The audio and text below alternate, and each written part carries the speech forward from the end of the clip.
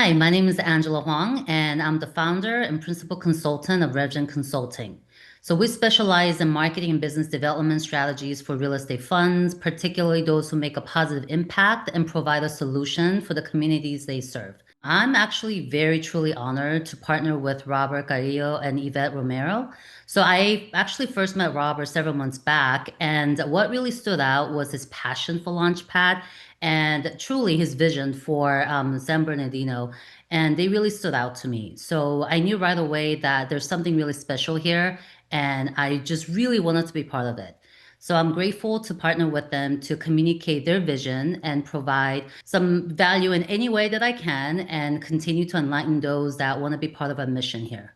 So without further ado, it's my great privilege to host this fireside chat with Robert. And Robert, thank you for your time to do this with me. And I'm just going to start with the first question, which is really what inspired you to start Launchpad Collective? Well, first, thank you, Angela. Thank you for that introduction. And no, working with you and RevGen has been fantastic for us. Really you've helped us in so many ways. The marketing aspect, not just marketing, but I mean, you really go beyond and you know us, you understand us. So our relationship really means a lot to me and Yvette. So thank you for the work that you're doing for us and with us. So I appreciate you too. So thank you for the question around what inspired me to start Launchpad. And I'll tell you that it wasn't any one particular thing. I've been working on a version of Launchpad for many years. A lot of things have influenced what the Launchpad is. And I feel like each time or each version of the Launchpad gets us closer to what it needs to be. And so really it was born out of the frustration and hope, right? Frustration at watching neighborhoods get written off, whether it was a neighborhood that I grew up in, or the South Bronx later on, or Baltimore after that, and now San Bernardino. And also at the same time, the hope and knowing that with the right structure, with the right systems, we can actually build equity and community at the same time. But really, ultimately, I think the last piece that really brought it all together for me was a documentary that I produced called Lucha, about a wrestling program that I started back in the South Bronx. And in it, one of the girls, Shirley, she's actually out in the streets and you see it, it's visual.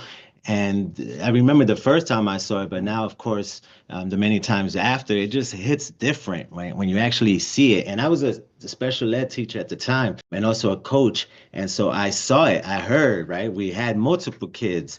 But I guess when you're in it, you get a different perspective or you have a different perspective when you step away from it. And then after that, we had two of our girls from that program. They did everything right, graduated college, right? They did the high school, graduated college, and still ended up homeless and in shelters. So that's just not right. And so if there was a launch pad for them, if there was a launch pad in the South Bronx, they wouldn't have gone through really what they went through. And I know it was rough. I actually had those conversations or having those conversations with two of them as young adults. It's crazy that they had to experience that, right? So that's really when I knew that, I had to actually build what we've been talking about it and not just talk about it. And that's one of the very interesting things that I learned from you during our conversation too, is the fact that there's that housing insecurity post college graduation and for the youth. And I think oftentimes people think about the youth, under 18 before college. But I don't think people really understand that housing insecurity just really follows them even after, like you said, doing everything right and getting their education and going to school. And after that, they still have to face that. So that was Right. really interesting. So I'm curious, what would you say have been some of the challenges that you faced in your mission to build Launchpad? Can you tell us more about that? Sure. I'd say the biggest challenge initially or has been around shifting mindsets. It's multiple mindsets at play right now with what we're doing, but getting cities, getting investors, even getting residents to believe that quality, non-market rate housing, non-market rate developments can be done, and it can be done beautifully, right? In my presentations, I talk about I've seen beautiful housing built for the populations that we're trying to serve, right? It's always been expensive to do it though, right? So we've kind of shifted that, but it really takes a lot of education, a lot of persistence to get people to buy in. And honestly, that challenge, not just the mindsets, but of getting folks to be where we are, right, has been the most challenging with the Department of Planning because they're not really planning, right? Not in the way that our city needs, especially at this, I'd say, crucial time. And so what we're building, what we're doing with Launchpad is bigger than anything San Bernardino has seen. And that's not like a boasting or whatever, but it really is like how we've thought about it, how intentful and intentional we've been with the development of the launch pad, our partners, the intentfulness behind the collaborations. San Bernardino hasn't seen anything like that, right? And rather than embracing that challenge, the city or really the Department of Planning has been slow to adapt or catch up to what we're doing, right? I've been at the table. We've been talking to Department of Planning for multiple years now, right? On different sites. And they're still, honestly, they're still in the dark on some of the most basic Assembly and Senate bills, right? We have elected officials who love what we're doing, right? The community loves what we're doing, yet the structure that the city operates in, it's set up so that nothing actually happens, right? But it's all right. We keep pushing. We're working through the holes. We're jumping through the hoops because ultimately it comes down to it benefiting the community. And so we're not just building a building. We're not just doing a single project, right? We're trying to change the system. And so, that's going to take some, that's going to, it's going to have some challenges. Yeah, it seems like when you're doing something so visionary and different and nothing that people have seen before, there's always that extra set of challenges. And, I really love it when, when you present and when you're really presenting the vision and the goal of Launchpad, you talk about, we're not doing this alone. We have a team of people and the community partners. So I'm curious to know, what have you been pleasantly surprised, when it comes to the support of the community through, some of the community partners that, you've come to collaborate with? Right. I mentioned that one of the challenges is changing the mindset, but for every one of our partner that's has been a partner from the beginning, they get it. Right. So it hasn't been so much surprising as validating. Like they know Launchpad, they believe in it, they believe in what we're doing. And so it wasn't about convincing them that, when I told them about it, they saw it and they were ready to jump on. So I'd say if I'm gonna use pleasantly surprised, it'd be by how like the individuals, right? Like how Juan, for example, at LTL, how he just has taken Launchpad and made it his. And that's what I've been preaching from the beginning, right? That the Launchpad is the people's. This isn't my project. This is our collective. This is our communities. This is our people's project. And so I'm a visionary. I wear that proudly, right? I'm proud to say that, right? But a vision is just that without a team that is supporting you and rocking with you and beyond just being on the sidelines, actually doing the work, right? So the way that Tony at TKO, the way he stepped up and been really instrumental to funding the project, right? And that's us getting private money into a space that really shies away from it if it's not just about them, right? We got Deanna from the San Bernardino Community College District, right? From day one, we met and it resonated and she knew right away, right? And so it didn't take convincing of them. And then of course internally, right, you're going to hear from Yvette, but between Yvette and Ruben, the trust that they've put in me, it's not surprising, but like it's everything. We're talking about it earlier, like, there are people who just either get it and it's not about, right? It's not about me. It's not about the project. It's about like the belief and I heard it earlier today, the hope for our community. So again, not surprising, It's validating, but that's why they're partners, right? At the end of the day, they're the folks who stepped up when it counted, when it counts, to strategize, brainstorm the pieces. I have not worked in any sort of silo whatsoever, right? We've brought everything to light. We've worked around this. So again, not surprising, but that is our partnership. We this is the community's project, and the fact that our partners are who they are and how they've been responsive and really been a part of this. And I can't wait for it, right? And we're just getting started. I can't wait for the next part of what our partnership and collective is going to do. We're just getting started. I love that. And do you feel like there are certain misconception about the project versus what are the things that you wish you would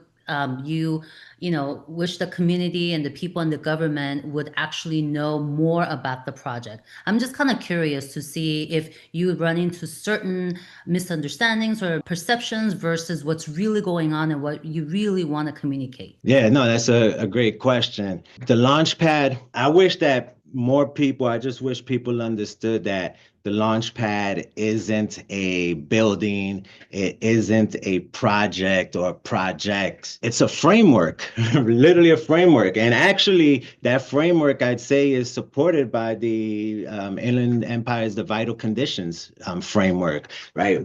Our launch pad addresses each of the pillars of that framework. And we've been working on that framework before we officially even heard of the vital conditions, right? So that's what we're doing. And we're not just being theoretical about it, right? We're not just meeting. We've been at the tables. We've been at, the different meetings and have been in the same room with folks where literally siloed, right? And so with the Launchpad, we're not doing that. We're bringing it all together. So I wish that, and it's happening right now, right? So this wishing is actually happening, but that we're working on this model that can be replicated, right? But ultimately, and again, we're doing this, I wish that our community and our, let's say, investor community, I wish they knew each other better. And so I'm taking the responsibility, I'm taking it as being the link between bringing our community to the money and bringing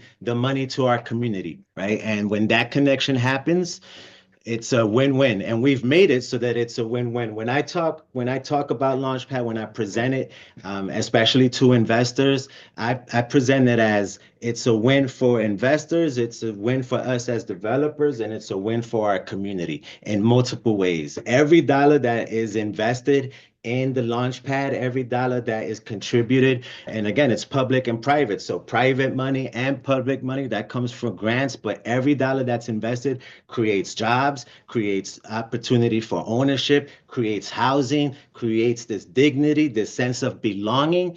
That's what we're building. I wish that's what I wish people would just hear Launchpad and know all of that. But that's where the community building and again, we're not doing this alone. We have all of our partners, and our partnership and our coalition actually keeps growing. So we're doing it. We're doing it together, which is the great thing. Absolutely. So I'm curious, what made you move to San Bernardino, and when did you see like, wow, there's a lot of opportunities here. There's tremendous potential for growth and to lift the community. Yeah. So my wife and I moved to California in 2019.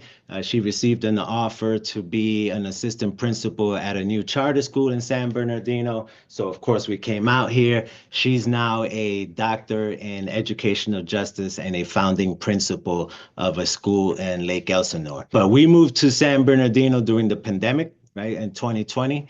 And I saw San Bernardino beforehand, right before we moved, when we just came out to tour and see what's up. A place that reminded me a lot of the South Bronx. I like to tell folks I went from SB South Bronx to SB San Bernardino, a community that has a ton of potential, just the people, the resilience, you can see the resilience, you can hear the resilience, the pride that people have, even though there's a negative reputation out there, right? Similar to the communities that I grew up in, and then the South Bronx and San Bernardino has that, but right, a lot of culture, a lot of pride, a lot of beauty that is often overlooked. And so me, I have again, kind of visionary thing. When I go to places that look like they're struggling in some way, I do see opportunity, right? Because I've seen places that look downtrodden or burnt out, right? And then be these beautiful communities, economic centers. And so where I see a vacant lot, that vacant lot is a fleeting moment, because then I see down the line what it could be, and not just that building, but I see how it connects with the rest of the block or the rest of the neighborhood, and that's just something that really, that's just the love of real estate. But back to the original question about how did I know, when did I know that this was a place to, be at. One, again, I wasn't afraid of what I saw. What I saw, again, I think was opportunity. And then as I did research, as I looked, or rather, as I, went to different meetings, economic development, planning meetings, city council meetings, I just learned a lot about what's happening, what's been happening, and really what I saw a lot of the roots of, or the beginnings of, gentrification, right? And in the word gentrification, or rather in the definition, is displacement. So I know the signs, or see it way before we get the new coffee shop or the new thrift shop. Usually that has been typically a symbol of gentrification, right? It starts way before that. And so I saw that happening here in San Bernardino. And so the mission initially was to convert renters into homeowners, help homeowners leverage their real estate to purchase commercial property. That's what we've been pushing. I've been pushing, our firm has been pushing for the past 5, 6 years almost. Again, so what we're building, what we're seeing now in San Bernardino, it's something transformative.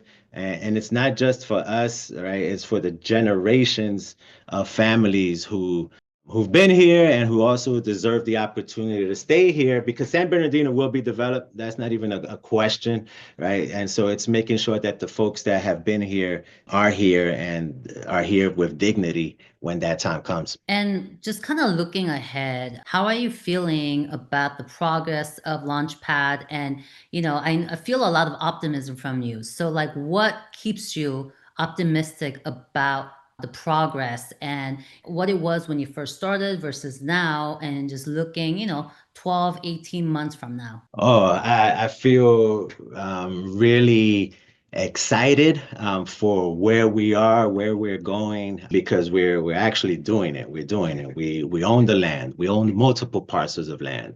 We have the partnerships, right? And it's not single partner or a single partnership in one location. It's citywide. We have the trust of the community, right?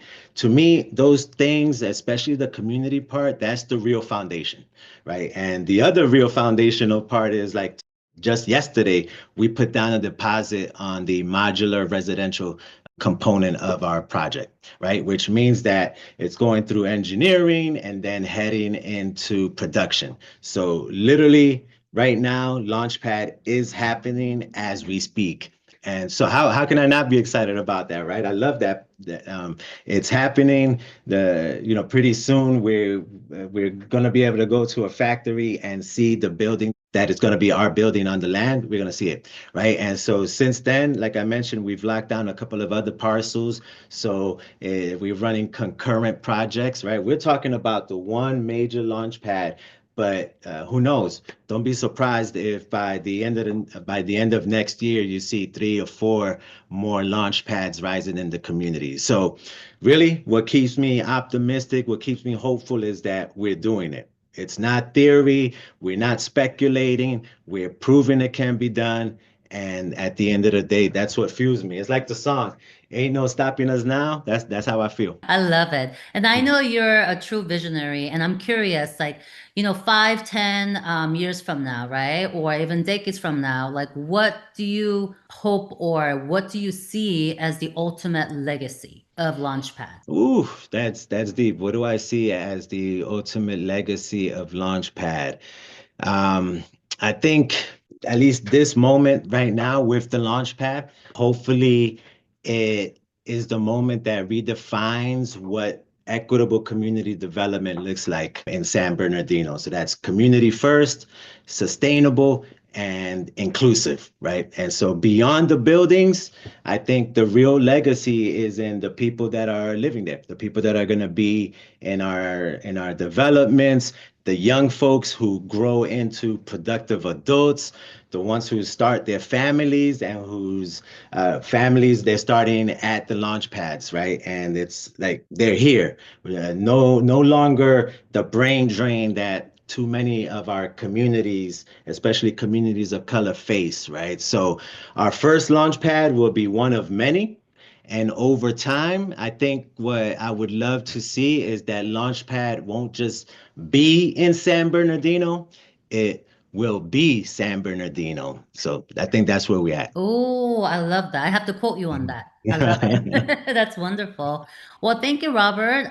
Is there anything else that you would like to say? One, thank you for the opportunity to talk about the launch pad and really, where we are. It's an honor. Honestly, I've been in the game. I have mentors and advisors, namely my mom first, who's the original luchadora or fighter that I know. And then after that, in my adult years, Julio Pavon Sr.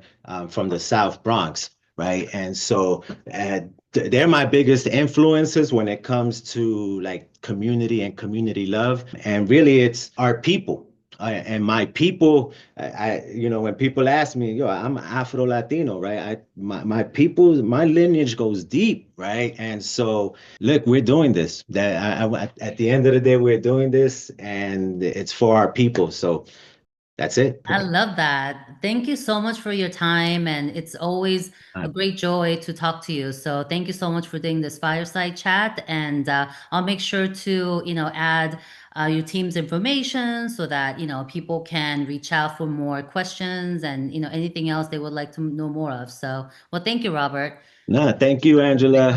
And I'll see you soon. All right. Sounds good. Thank you.